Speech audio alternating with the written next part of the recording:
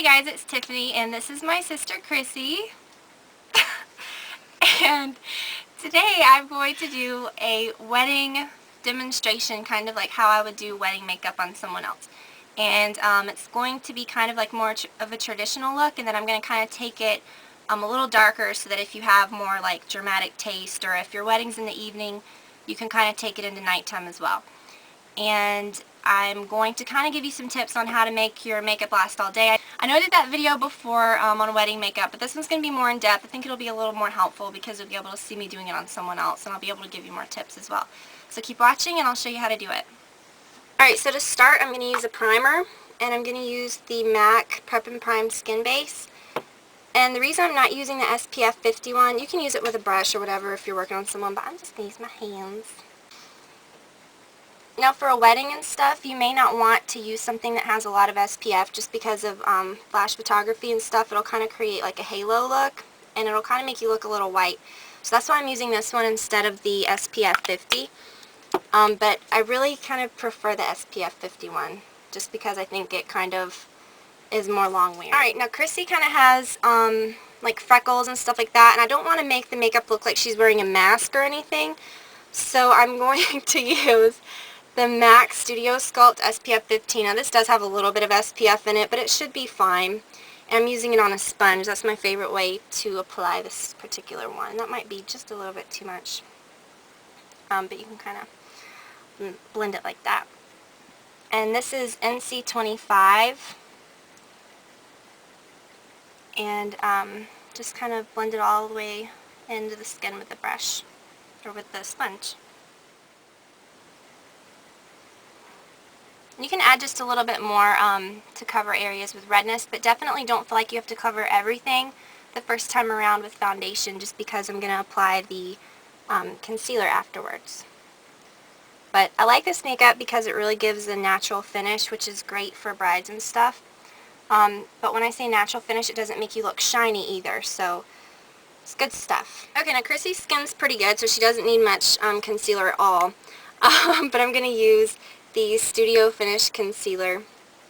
And if you're going to work on someone else and you're going to use something in a pot like this, it's best to use something obviously not in a pot, but just get as much as you can on the brush so you don't have to keep re-dipping it. And, okay, I got you. Just cover areas of redness and stuff like that.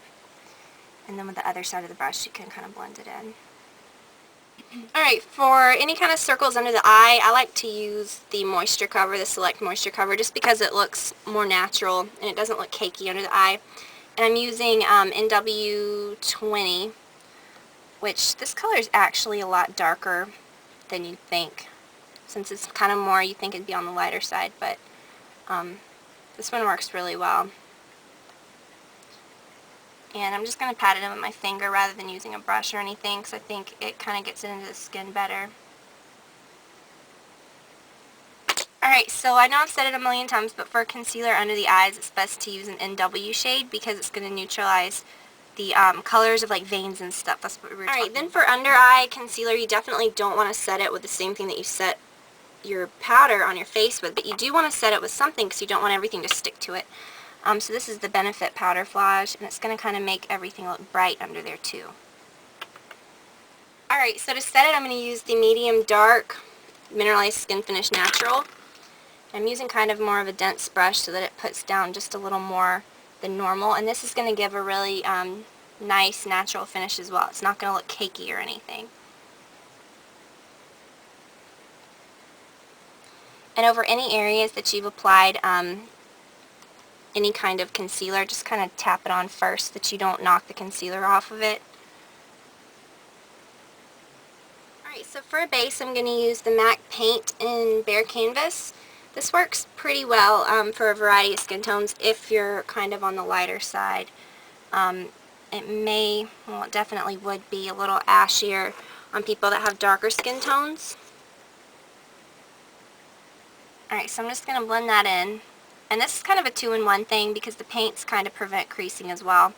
I wouldn't really recommend doing a paint pot or anything like that because that might be a little too greasy, even if you do something under it, especially if you really, really want it to last all day. So that kind of brightens it up and it looks like it's evened out her eyelid too. Okay, so Crissy has a little bit of a smaller eyelid space than me, so this is going to kind of be good. Alright, so the first color that I'm going to use on her eye is going to come from this NARS Holiday palette. I think that's what it's called. And it's this color right here. It's the one on the bottom. It's the pink color.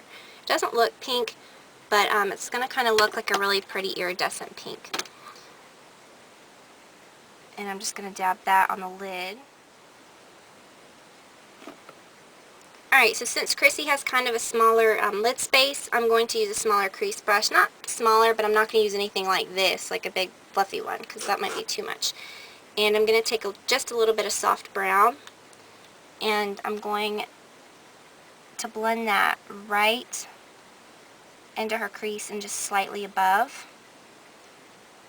She's got the same lid space, she just doesn't have quite as large of a brow bone area. So it's a little different.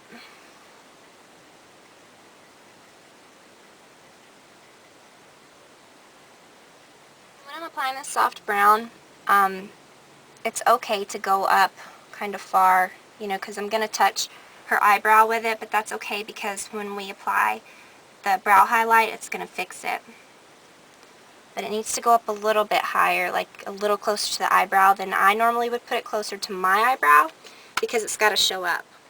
Alright, then I'm going to take this NARS Cordura Duo, and I'm going to take this lighter shade, and I'm going to use the 226 brush by MAC. And I'm just going to apply it to the outer corner, kind of going into the crease, into the outer half. It's not going to put down a whole lot of color, but it's just going to kind of create like a shadow.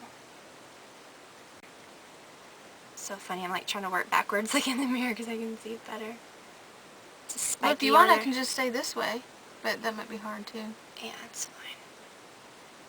Just helps me even it out. Alright, then I'm going to add this darker color, because so far we've just put down kind of lighter colors. I'm going to use this Bobbi Brown eye smudge brush, so it's kind of like the brush is getting smaller and smaller as the color gets darker. And I'm just going to apply that right along the lashes, like the lash line, and here, tilt your head back, and up into the crease. Kind of where I applied the color just then, but a little more concentrated. Not quite as blended outward. Alright, then I'm going to take that same color on a pointy brush, like a 219, and I'm just going to go right on the lower lash line. Not inward too far though, because you don't want it to look too smoky. Alright, now go back with a smaller brush. I'm going to use a 242 by MAC and use that same pink shade that I used before.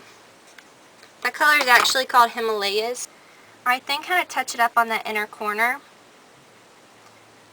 and kind of blend it kind of along the sides where it connects to your nose. And blend it upward, kind of up toward the eyebrow.